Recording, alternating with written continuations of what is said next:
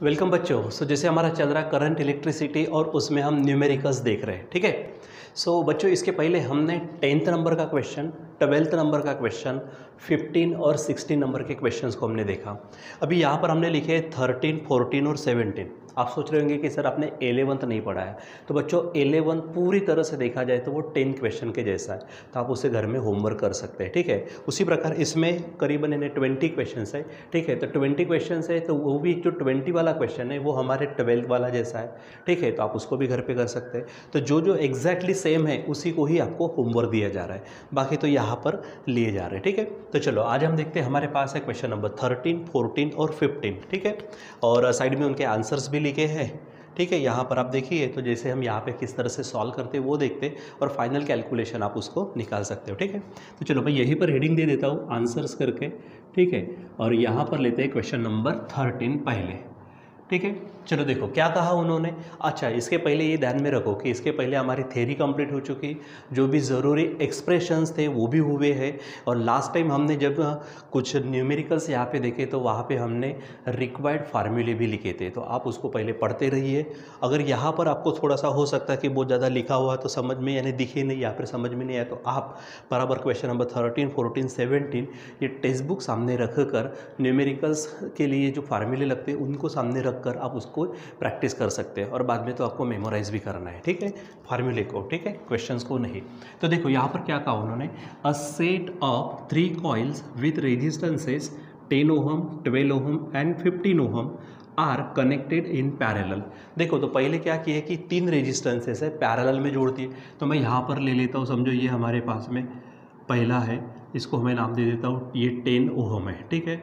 उसके बाद में दूसरा पैरेलल है, तो आपको मालूम है किस तरह से उसको लेना है। तो ये हमारे पास मान लीजिए 12 ओहम है, ठीक है। और तीसरा है हमारे पास में 15 ओहम का, ठीक है।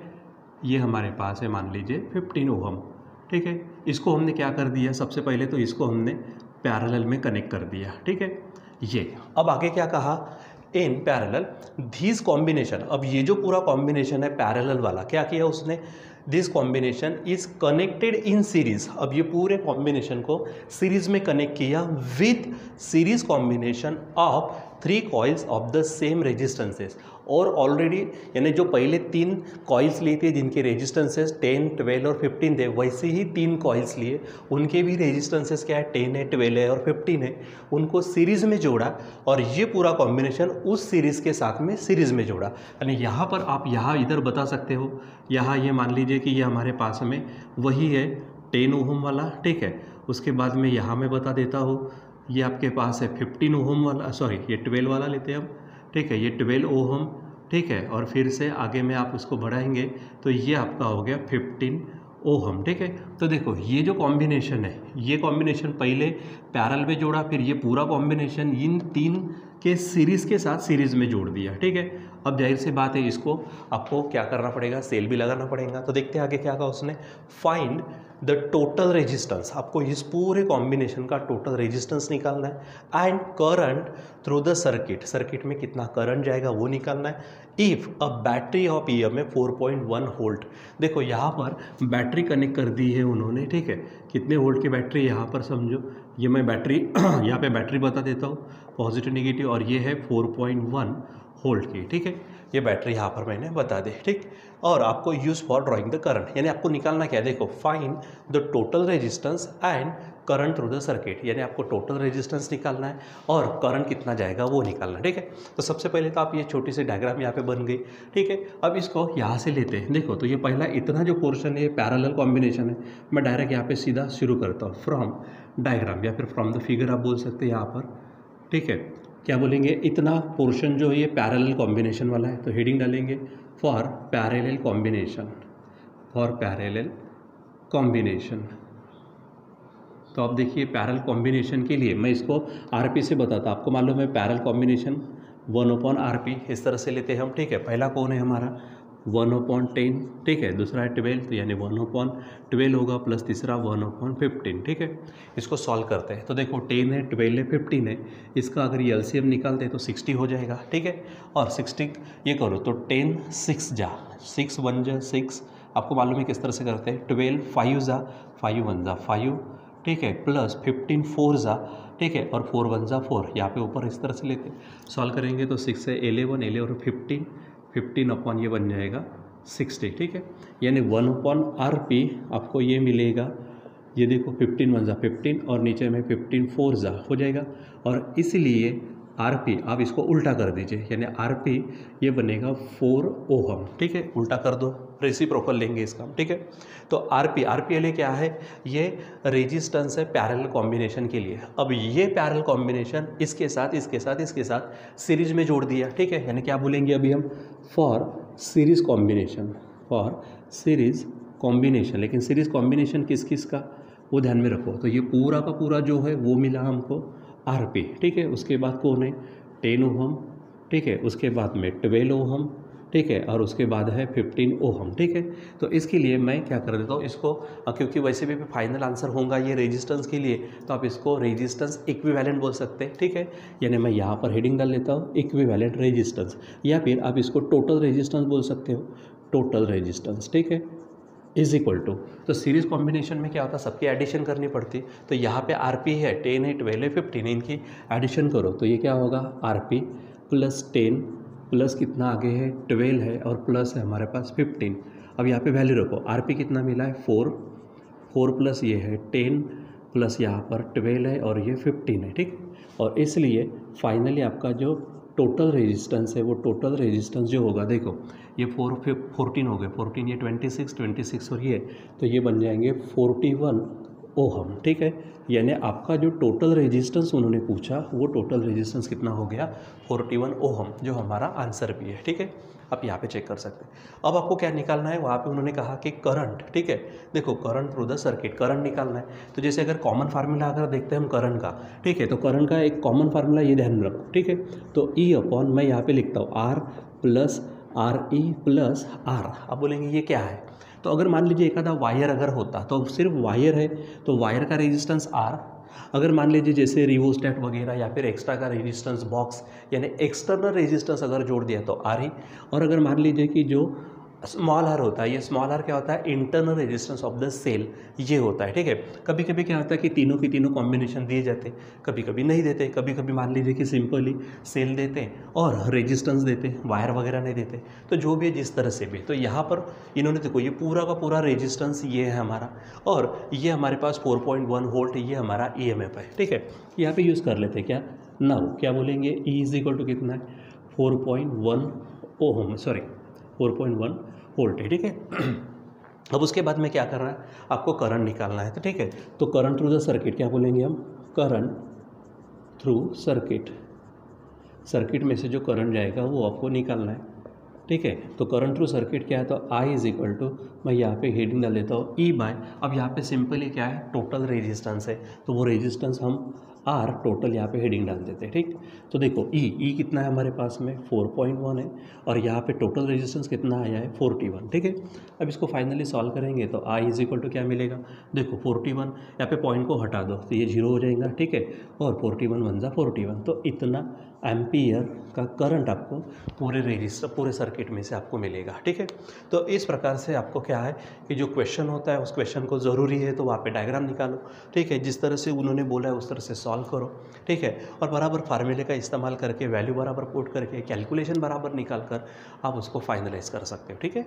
चलो तो अभी हमारे पास है क्वेश्चन नंबर 14, यहाँ पर देखते हैं क्वेश्चन नंबर 14 क्या कहा उन्होंने, देखो ये देखो, a potentiometer wire has length of 1.5 metre, ठीक है। तो गिवन डेटा में लिख लेते क्या क्या दिया है हमको, गिवन डेटा, ठीक है।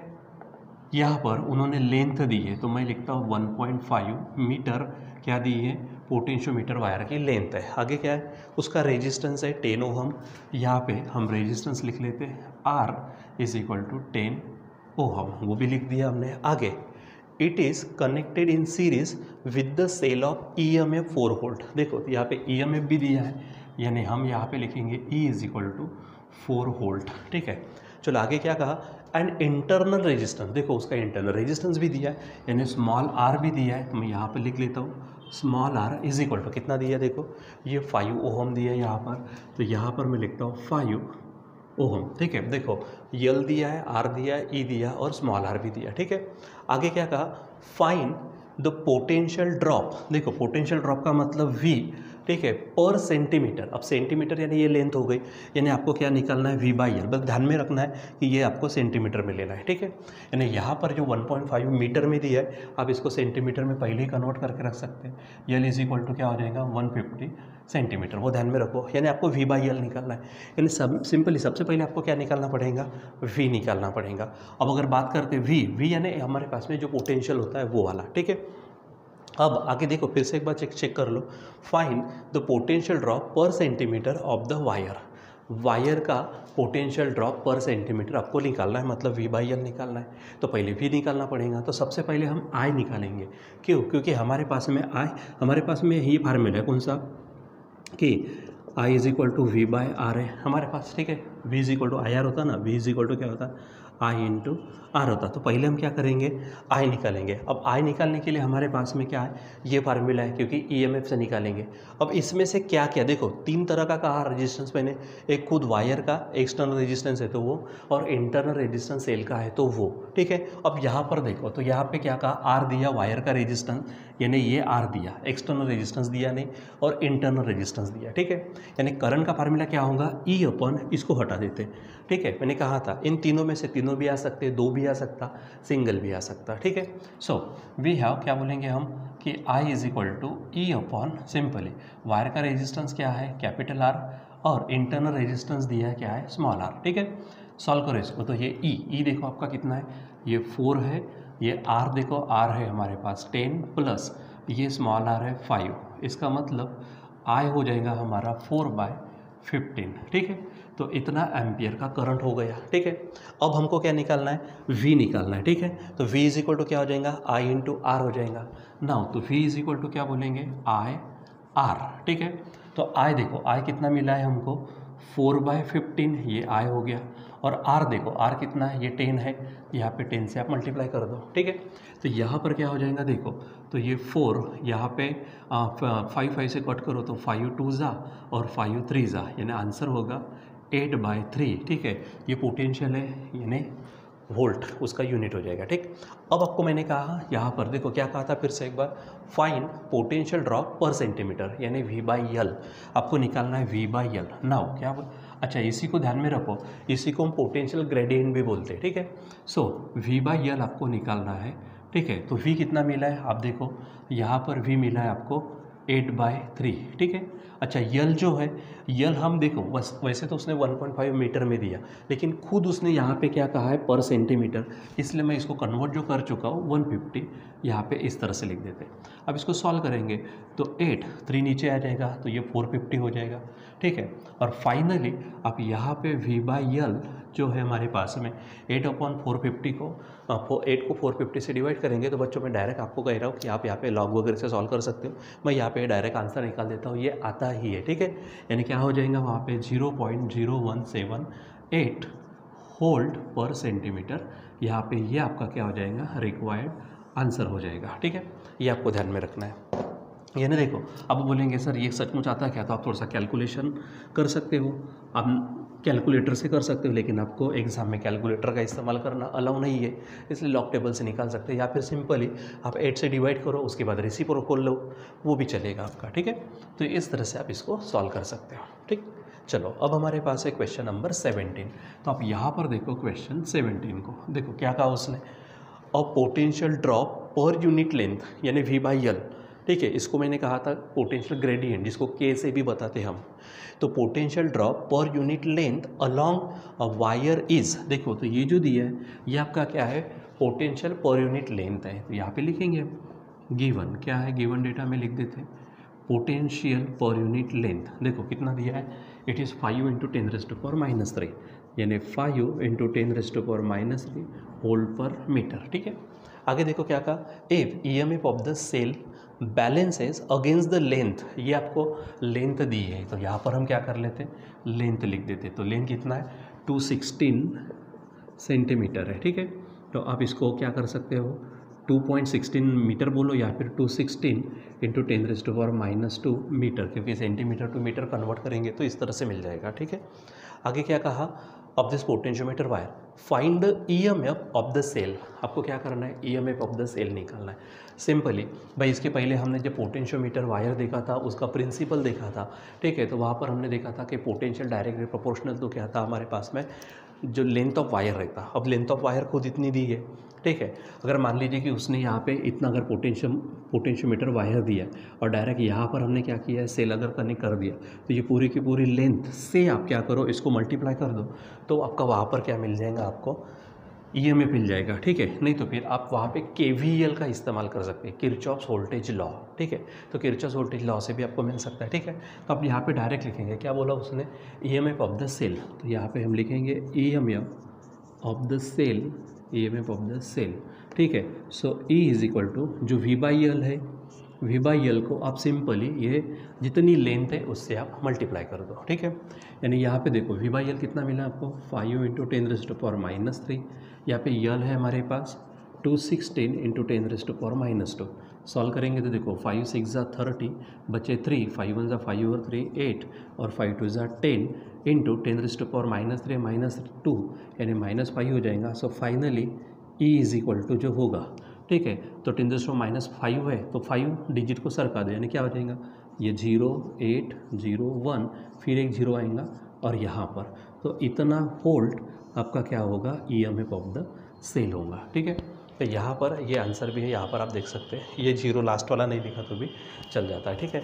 सो बच्चों इस प्रकार से आपको क्या करने होते हैं कि जो न्यूमेरिकल्स आपको दिए जाते हैं वो न्यूमेरिकल्स को आपको सॉल्व करना होता है, ठीक है। जैसे कि मैंने कहा था कि यहाँ पे हमने 10th और 12 लिया था, 11 नहीं लिया था क्योंकि 11 कम्प्लीटली मैचेबल है कि इसको 10 को आप उसको सॉल्व कर सकते हैं। वैसे 20 नंबर का जो प्रॉब्लम है वो 12 के जैसा है, तो हम उसको भी ले लेंगे। आप उसको घर पर होमवर्क करिए, बस वैल्यू बदली है, बाकी एग्जैक्टली सेम है, ठीक है। फिर उसके बाद में हमारे पास में 13 14 15 हमने लास्ट में लिया था, 16 भी लिया, फिर 17 है, ठीक है। तो फिर हमारे पास जो बचते हैं वो है 18 19 क्वेश्चन। तो हम उसको क्या करेंगे, नेक्स्ट क्लास में कंटिन्यू करेंगे, यानी किस तरह से उसको सॉल्व करते क्या करते। तो आप इसकी तैयारी भी करते रहिए, आप इसको पढ़ते रहिए, देखो थ्योरी पढ़िए, एक्सप्रेशंस पढ़िए, फार्मूले याद करिए, ठीक है। तो न्यूमेरिकल्स अपने आप सॉल्व कर सकते हैं आप, ठीक है। सो बच्चों यहाँ पर अभी हम रुक जाते हैं, बाकी कंटिन्यू करेंगे बाद में। Till then bye.